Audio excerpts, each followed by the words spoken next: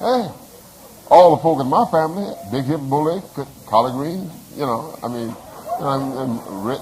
and pinto beans from scratch, and you had a little, okay, all of that stuff.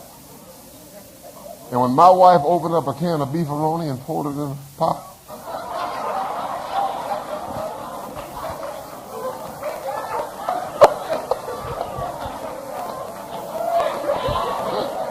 folks,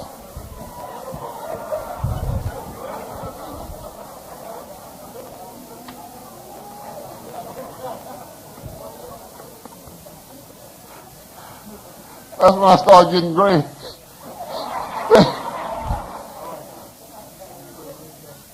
Unrealistic expectations brings about frustration and depression. I was on tranquilizers at 20 years old.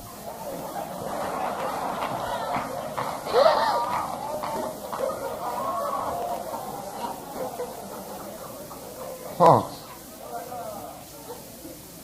problem wasn't her, it was me. All right, what I read about the Greeks and everything that I imagined because of, there was a man who married the hot pants queen of a certain city in L.A. And after they were married a month, she said, I don't like sex. The neighbor would call 911. He'd be hollering so loud, begging. And when he'd tell the police that she wouldn't do due benevolence and explain to them what that meant, they would put their guns back in their holsters and you'd see them walking out of, this poor brother, he looked at the legs, hot pants legs, and watched her dance on the dance floor and said, hot ziggity dog. And it didn't mean anything. Behind the scenes. What's going on behind the scenes? My horrible expectations.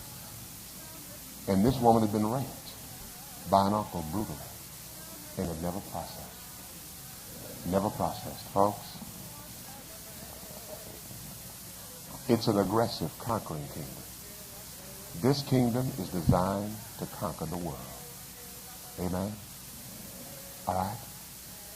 We are called out for the specific purpose of war against the kingdom and stronghold of Satan.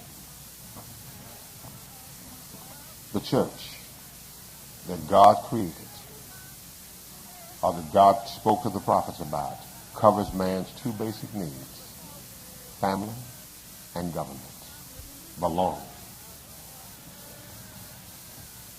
Prophets also says that kingdom, notice, and the gates of hell shall not prevail against it. That means that this war will be won by us. Did you hear what I said, folks? The war will be won by us. Do you understand that? Back in the Old Testament, when Abraham went to offer Isaac, in verse 17 of Genesis 22, it says, and your seed will possess the gates of their enemies. Same concept. You see that? Jesus said in John chapter 16:33 that I have overcome the world. Romans chapter 16 verse 20, in time Satan will be crushed under your feet. You see that? We are winners. We got to believe it. That's what this thing is all about, folks. And we've got to come back to the reason why we were called. Psalms 110 verses 1 and 2. I need you to turn there, and then I'm going to give you a couple more verses and the lesson will be yours. I've gone much longer than I ever intended, folks. But I'm having a great time with you.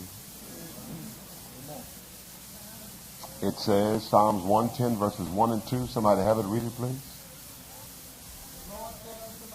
The Lord said unto my Lord. Now here's a prophecy in Psalms, okay? Sit thou at my right hand.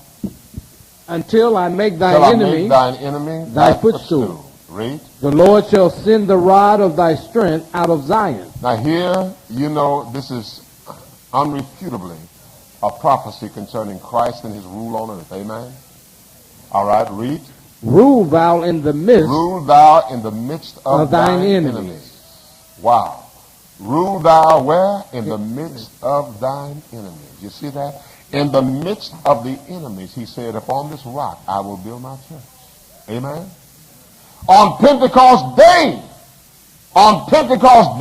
in a sea of enemies and hostility, the church was established. Amen? The Jews who had murdered Jesus 50 days before were back with reinforcements, devout men out of every nation under heaven. Call yourself a Christian, you are going to suffer the same fate that Jesus suffered 50 days ago. And that's where the church was established, in a sea of hostility, life-threatening situation. And then it says, when they heard this, they were cut to their hearts. Men and brethren, what should we do? And 3,000 came forward. And then it says, and continuing steadfastly in the apostles' doctrine and fellowship, in the apostles' doctrine and fellowship. You see that? Folks, breaking bread, did eat their meat with gladness. They experienced, say this, a learning that lived, that produced a fellowship that functioned. Do you think in that hostility where as soon as they came forward and obeyed the gospel, their businesses failed because nobody else would do business with them anymore?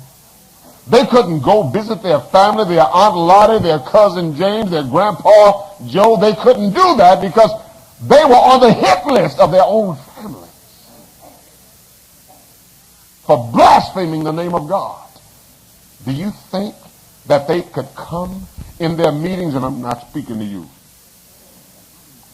Could not, folks. They were at war. You see that? They were called for war.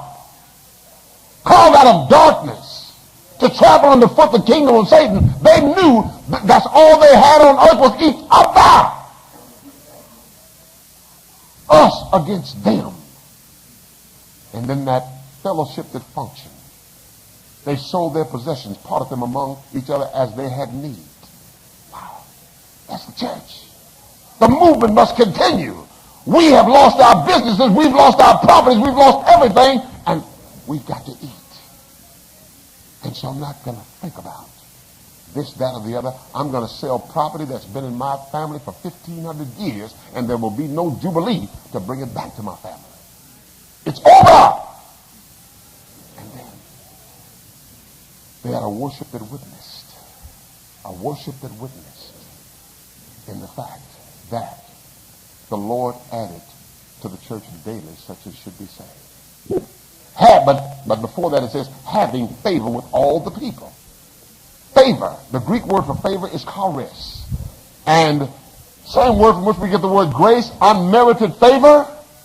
But it also means, in this context, beauty. Look it up, folks. Grace. Oh, she's a graceful skater. Oh, he's a graceful pole vaulter. All right? It means beauty, winsomeness, charm. So here was God's method of evangelizing or taking the world for Jesus through a beautiful body called the church. What does beauty do? It attracts. Amen? Beauty attracts. And so an attractive, everybody here, folks, worked on their beauty this morning. Amen? In our congregation, I say some of y'all need to go home and work some more, but everybody works on it, all right? Everybody works on it. Everybody works on beauty. Everybody. Because beauty attracts. Amen?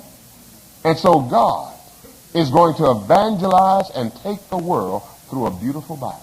Now the enemies of Jesus saw the beautiful body of the church.